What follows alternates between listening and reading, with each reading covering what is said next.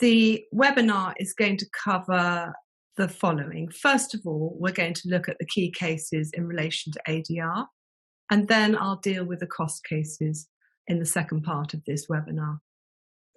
Now, you'll have in front of you now slide 2, and you'll see there this is the first slide in relation to ADR and non-court dispute resolution.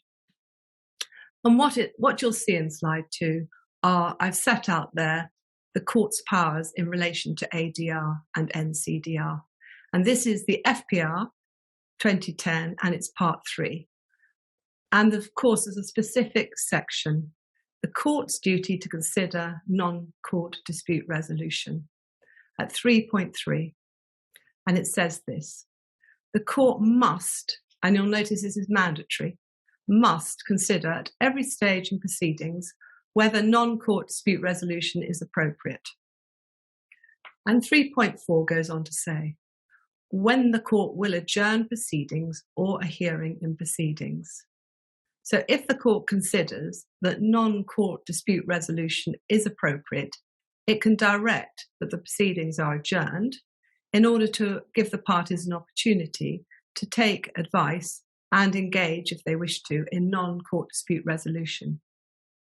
In slide 14, I deal with some practical tips on the relevance of these latest developments that we've dealt with, practical tips for your daily practice.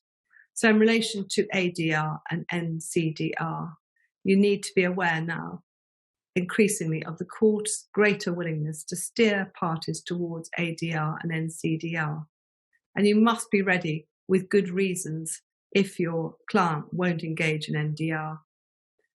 You should propose it at all different stages of the litigation to the other side. This not only helps settlement, which is a good thing, but also protects yourself on costs.